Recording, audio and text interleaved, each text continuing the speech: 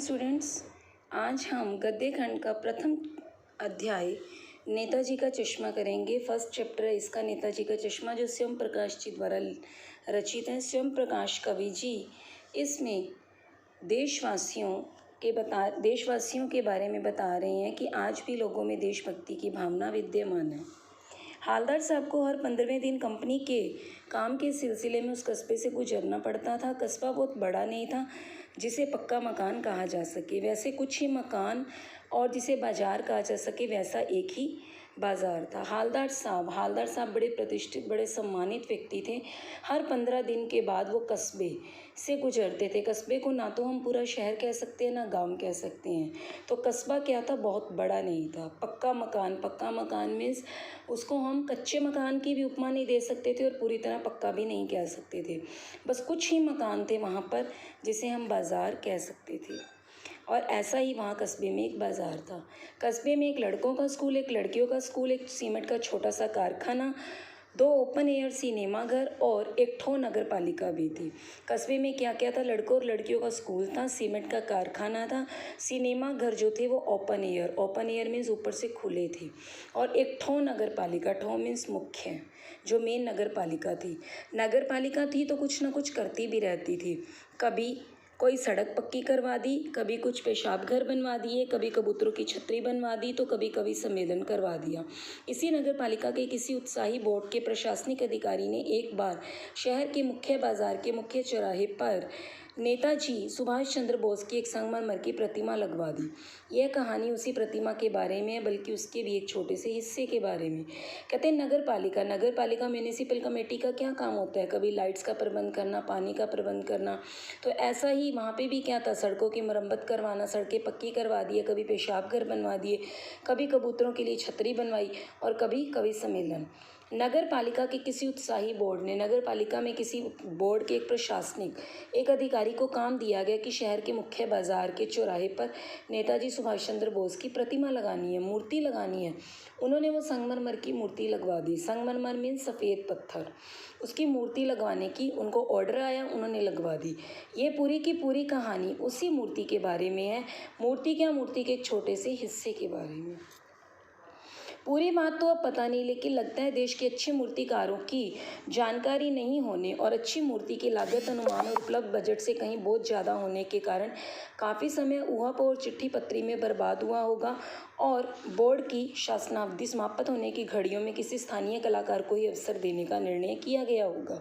और अंत में कस्बे के इकलौते हाई स्कूल के इकलौते ड्राइंग मास्टर, मान लीजिए मोतीलाल जी को यह काम सौंप दिया गया होगा, जो महीने भर में मूर्ति बनाकर पटक देने का विश्वास दिला रहे थे।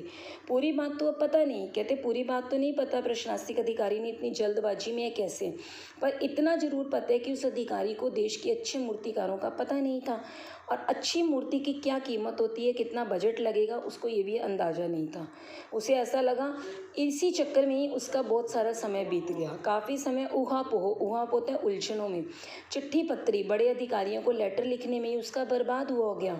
मान लीजिए उसे अगर 3 महीने का टाइम दिया था तो 2 महीने इसके उसी में बर्बाद हो गए, और लास्ट में जब 1 महीना बच गया, शासना अवधि में जो टाइम लिमिट दी थी वो समाप्त होने वाली थी, तो उन्होंने क्या किया, वहीं से एक हाई स्कूल का ड्राइंग मास्टर उठाया कस्बे का, और उसे क्या कह दिया कि मूर्ति बना दो। मान लीजिए मोतीलाल का नाम ले दिया कि मान लीजिए हम अगर मोतीलाल ड्राइंग मास्टर है, उसको ये काम सौंप दिया। उसे क्या कह दिया, महीने भर में 1 महीने में मूर्ति बना दो। जैसा कि कहा जा चुका है, मूर्ति संगमरमर थी, टोपी की नोक से कोट के दूसरे बटन तक कोई 2 फुट ऊंची, जिसे कहते हैं बस्ट, और सुंदर थी। नेताजी सुंदर लग रहे थे, कुछ मासूम और कमसीन, फौजी वर्दी में। मूर्ति को देखते ही दिल्ली चलो और तुम मुझे खून दो वगैरह याद आने लगते थे। इस दृष्टि से यह सफल और सराहनीय प्रयास था। केवल एक चीज़ की कसर थी जो देखते ही खटकती थी, नेताजी की आंखों पर चश्मा नहीं था। यानी चश्मा तो था लेकिन संगमरमर का नहीं था। कहते जैसा कि बताया गया पहले भी कि मूर्ति सफ़ेद रंग के संगमरमर पत्थर की बनी हुई थी। टोपी की नोक, नेताजी की टोपी की नोक के कोट के, उनका कोट था उसके दूसरे बटन तक 2 फुट ऊंची मूर्ति बनाई गई थी जिसे कहते हैं बस्ट। बस्ट होता है सर्वोत्तम, बहुत सुंदर, सबसे उत्तम थी, बड़ी अच्छी थी। नेताजी बहुत सुंदर लग रहे थे, मासूम लग रहे थे। कमसीन होता है नाजुक, कोमल, बड़े कोमल लग रहे थे फौजी वर्दी में। उनको देखते ही जो उनके नारे थे, दिल्ली चलो तुम मुझे खून दो मैं तुम्हें आज़ादी दूंगा, ये नारों की याद आती थी। कहते उनका बड़ा सफल और सराहनीय प्रयास था। सराहनीय मीन्स हम उस चीज़ की प्रशंसा कर सकते थे कस्बे वालों की कि उन्होंने नेताजी की मूर्ति बनवाई तो सही, पर उस मूर्ति पर एक ही चीज़ की कसर थी, एक ही चीज़ की कमी थी कि नेताजी की मूर्ति पर चश्मा लगाना कलाकार भूल गया। चश्मा तो था लेकिन संगमरमर का नहीं था। एक सामान्य और सचमुच में चश्मे का चौड़ा काला फ्रेम मूर्ति को पहना दिया गया। मूर्ति पर क्या था? चश्मे का चौड़ा काला फ्रेम, ओरिजिनल चश्मा पहनाया गया था मूर्ति को। हालदार साहब जब पहली बार इस कस्बे से गुजरे और चौराहे पर पान खाने रुके, तभी उन्होंने इसे इंगित किया और उनके चेहरे पर एक कौतुक भरी मुस्कान फैल गई। वाह भाई, यह आइडिया तो ठीक है, मूर्ति पत्थर की और चश्मा रियल। चश्मे जो रियल चश्मा पहनाया गया था, हालदार साहब आपको बताया था पहले भी, हर 15 दिन के बाद गुजरते थे। जब पहली बार इस कस्बे से गुजरे, चौराहे पर पान की दुकान थी, वो पान खाने के लिए रुकते थे। उस दिन भी रुके तो उन्होंने इंगित में बड़ा लक्षित किया, इस चीज़ को देखा, ध्यान दिया, तो क्या उनके कौतुक भरी मुस्कान मीन्स हैरानी भरी मुस्कान, हैरान भी हुई और साथ साथ हंसी भी आ गई कि वाह क्या आइडिया है, मूर्ति तो पत्थर की है लेकिन असली चश्मा।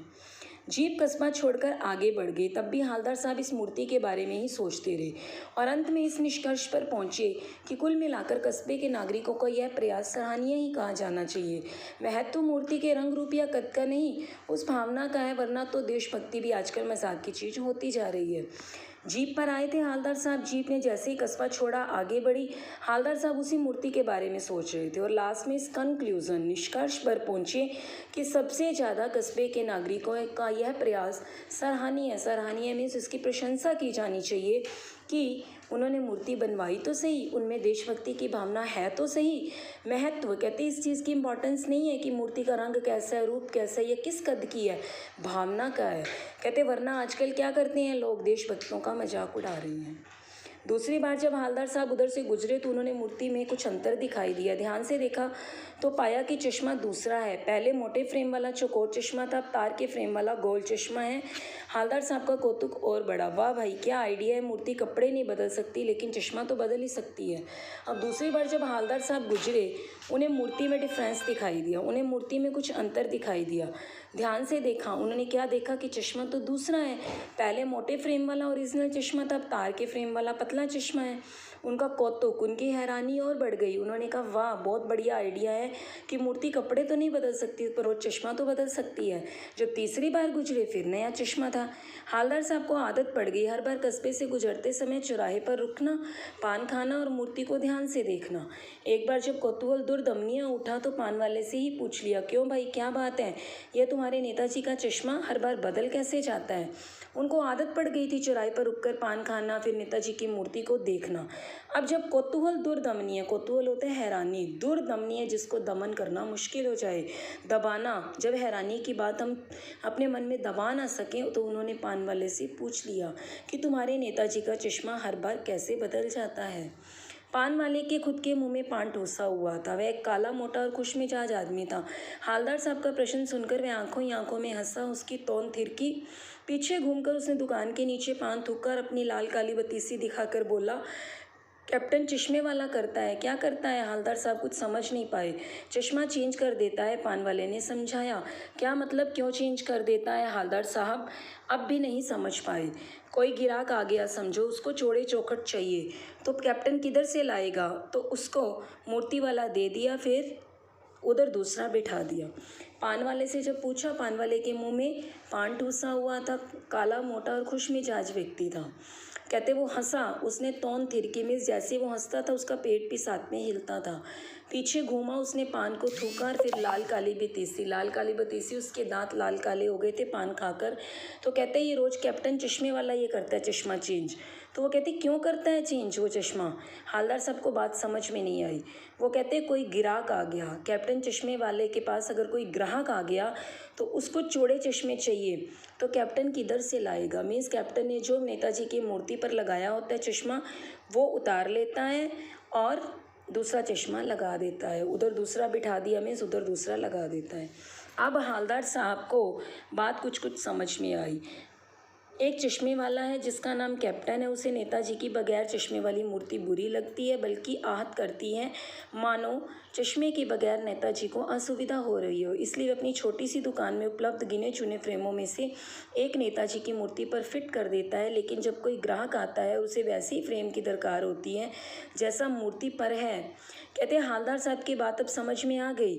उनको समझ आ गया कि एक कैप्टन है, नेताजी की चश्मे वाली मूर्ति उसे बिना चश्मे की आहत में दुखी करती है, तो इसलिए उसको ऐसा लगता है कि चश्मे के बिना नेताजी को असुविधा हो रही है, अनकंफर्टेबल महसूस कर रही हैं। इसलिए वे अपनी छोटी सी दुकान में गिने चुने उसकी छोटी सी एक फेरी लगाता है, वो चश्मे की, उनमें से नेताजी की मूर्ति पर फिट कर देता है। पर कोई ग्राहक आया, ग्राहक को दरकार होता है, ज़रूरत उस फ्रेम की जो मूर्ति पर लगा है। तो चश्मे वाला मूर्ति पर लगा फ्रेम नेताजी से क्षमा मांगते हुए लाकर ग्राहक को दे देता है और बाद में नेताजी को दूसरा फ्रेम लौटा देता है। वाह भाई, खूब क्या आइडिया है। लेकिन भाई एक बात अभी भी समझ नहीं आई। हवलदार साहब ने पान वाले से फिर पूछा, नेताजी का ओरिजिनल चश्मा कहाँ गया?